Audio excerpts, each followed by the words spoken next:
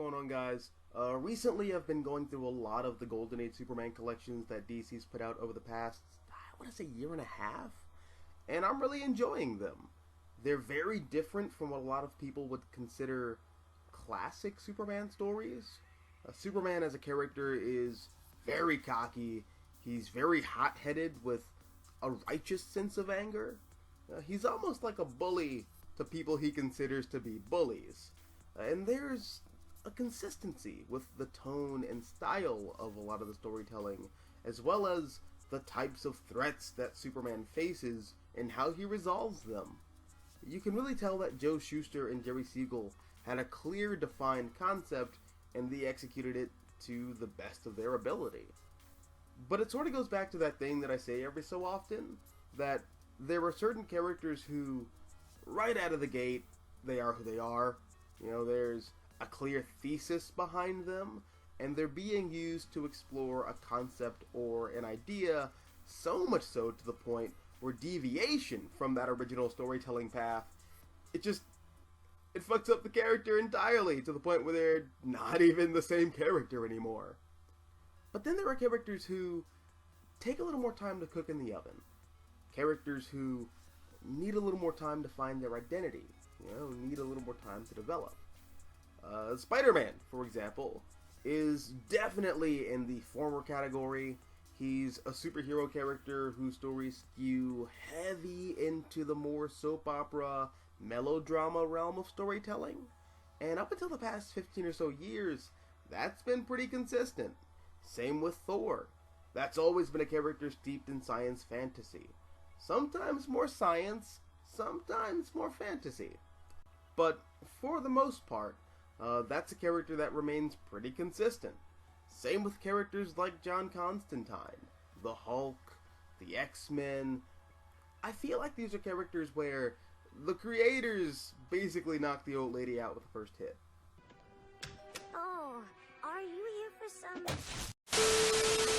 But one of the risks that you run into as time goes on, and it's just something that's inherent to any ongoing storytelling medium, is losing what makes these characters special, or what makes them work, once you start trying to redefine that character or change their genre for whatever reasons the creators and editorial staff think they need to make such changes. And you definitely see that in the case of Spider-Man, as I mentioned, especially once the more superhero aspect of the storytelling began to dwarf the more human drama aspect of his stories. You can also make a case for the X-Men. They started out as an allegory for oppressed minority groups, but every couple of years, somebody thinks that it would be a good idea to take this fairly grounded science fiction concept with a fairly grounded cast of characters and throw them in the middle of a cosmic blood war and tell a space opera, or have them quissy fuck the timeline to the point where they're the direct cause of alternate futures and temporal paradox, space, Jesus, babies. And then you just start to lose the plot of the X-Men. But then you get characters who are in the latter category. These are characters who take a bit more time to develop. And Batman is definitely one of those characters. I don't think anybody really knew what they wanted to do with him for a long time. So a lot of his stories, for the better part of 30 years, are these random grab bag style adventure stories. And I honestly don't think the character of Batman finds his identity really until the late 60s and early 70s. That's really when the character of Batman becomes what we traditionally see as Batman. Those are the stories that the animated series are riffing off of heavily, and those stories are what the tone of the Arkham games, as well as the first two Christopher Nolan Batman movies, are based on. Same with Daredevil, honestly. As much as I really enjoy a lot of those early adventures with the character, I really feel like Frank Miller and Klaus Janson are the ones who figure out a tone and style for Daredevil, which I think every creative team since Miller and Janson have upheld. even the ones that are trying to market themselves as running in the opposite direction of Miller and Jansen. And just to take it all back to Superman, I think Superman is definitely in the former category, because much like Spider-Man and much like the X-Men, Superman is one of those characters who we get immediately out the gate. He's a working class hero who fights on behalf of everyone and anyone who feels some type of pressure from their oppressors. He's a proactive journalist who finds problems, gets to the heart of said problems, and then fixes those problems using his powers and status as Superman. And that's what the character was about during those Golden Age years. But then you get to the Silver Age, and everything starts to change.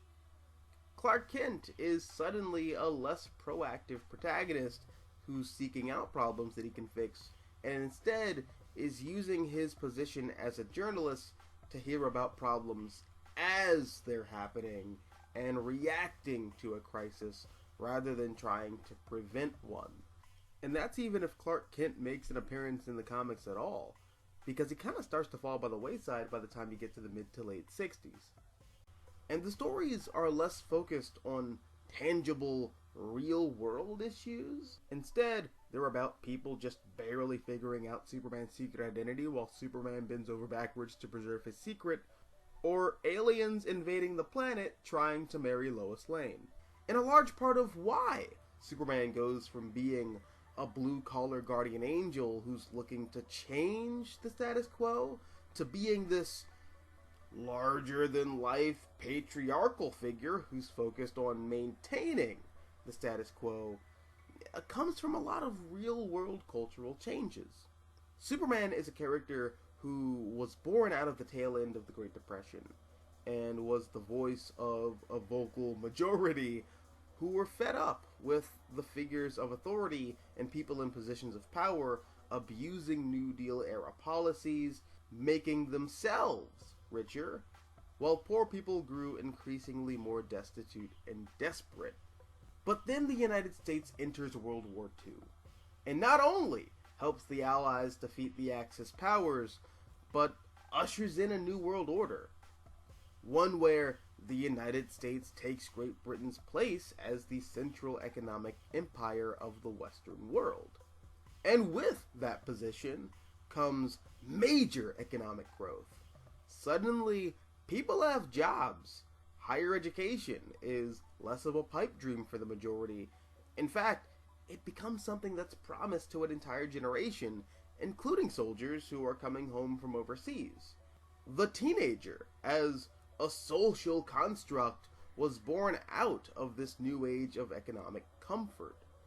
Industries who saw major growth during wartime have now turned to less practical, more commercial interests. And at the end of the day, America just becomes a more comfortable place to live, for the most part. And because this new age of prosperity transformed the idea of the American spirit from standing together to overcome the impossible to reveling in the riches of the empire, in order to stay culturally relevant, Superman as a character changed too. Because much like the majority of Americans, as far as Superman was concerned, there was nothing left that needed to be reformed. All that was left to do was settle down, have a family, and if there was something left to fight for, it was the preservation of America's newfound age of prosperity from those goddamn godless those aliens from outer space who seek to change our way of life. And it's not that I hate the Silver Age of Superman and the later pre-crisis material that builds on it throughout the Bronze Age. There's definitely a lot of material there that's added to Superman's mythology that I really like from that time period. Like his roots in science fiction being further explored, and all of the lore behind Krypton that's further expanded upon, like the Phantom Zone, General Zod, and the other rogue Kryptonians like Jax-Ur, Feora, and Namek. Supergirl is one of my favorite legacy heroes. And all of that Jack Kirby Fourth World stuff that I'm a big fan of starts in the pages of Superman's pal Jimmy Olsen.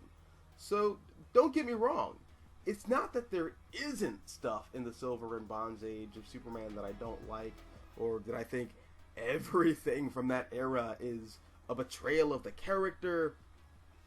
But for the most part, the core thesis behind Superman, what made Superman Superman, was lost in this era. And it's honestly why I have such an affinity for post-crisis Superman, which I know for a lot of the more high IQ Superman fans, that is absolute fucking heresy. But here's the thing. Regardless of how you may feel about John Byrne as a person, and some of his more eccentric beliefs, and regardless of how you may feel about how half-assedly Superman's mythology was overhauled, and then later Frankenstein back together later down the line, regardless of all of that, the biggest reason why I appreciate post-crisis Superman is because, ironically enough, John Byrne made Superman punk rock again. Him alongside Jerry Ordway, Marv Wolfman, George Perez, Carl Kessel, Louis Simonson, Dan Jurgens, and everybody else who was instrumental in building a new mythology for the Man of Steel in a modern age,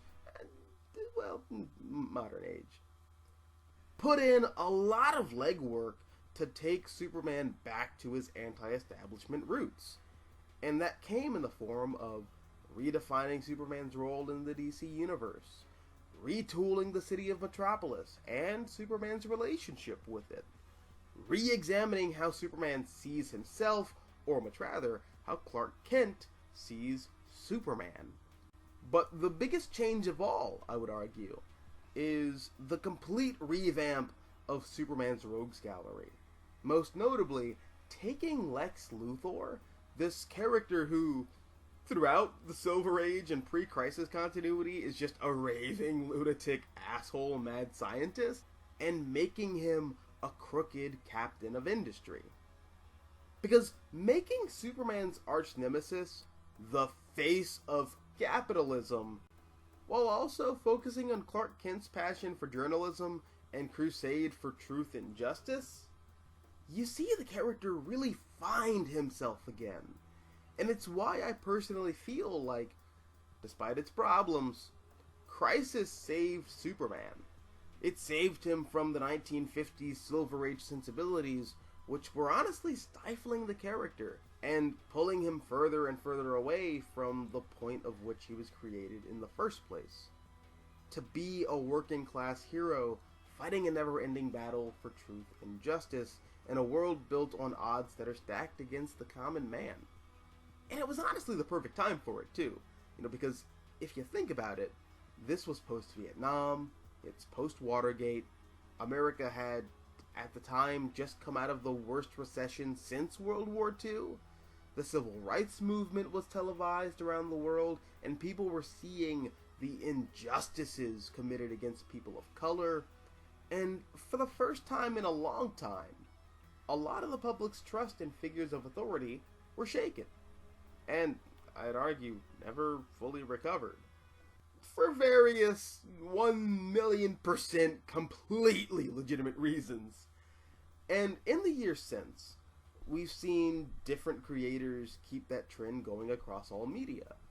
The post-crisis era was heavily influential on Superman the Animated Series, as well as the DC Animated Universe as a whole, especially with the rivalry between Superman and Lex Luthor, with Lex representing all of the worst qualities of corporate libertarianism, and how Superman is constantly trying to save people on the ground from a lot of the decisions that are made from up high in Lex's ivory tower.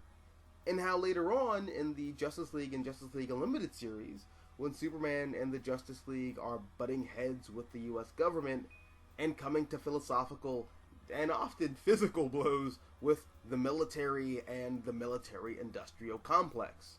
And the comics really double down on this throughout the early 2000s in that post-9/11 era, when Lex Luthor becomes the President of the United States of America, and this notion of compromising your morality for the greater good becomes a big deal, especially in the States. And a lot of those stories led to conditions where Superman is put in positions where he has to go against the grain on that. And even in the movies by Zack Snyder, something that I really latched on to was how Lex is modernized and reimagined as a contemporary trust fund baby tech bro billionaire who's been so radicalized by his own perception of reality, so much so to the point where he's willing to destroy the world just to prove a point. And Superman is put in this sort of outlaw position as Lex feeds the public's fear of uncertainty, which is toxic in an age of information overload with a 24-hour news cycle and social media, where people only really feel safe when they think they know everything. But yeah, I'm a big fan of post-crisis Superman. I'm a big fan of John Byrne's take on the character. And I genuinely do think that it saved the character by returning him to his original purpose. But that's just me. Anyways, what about you? Do you agree with me? Do you disagree with me? Do you think that I'm a fake Superman fan for slandering the Silver Age? Let me know down below in the comment section. Also, if you like this video, hit the like button, share, support the channel. And if you want to see more content like this, all you gotta do is subscribe. I'm the Mystical Green Beanie. Thank you for watching, and as always, until next time, adios nachos, adios.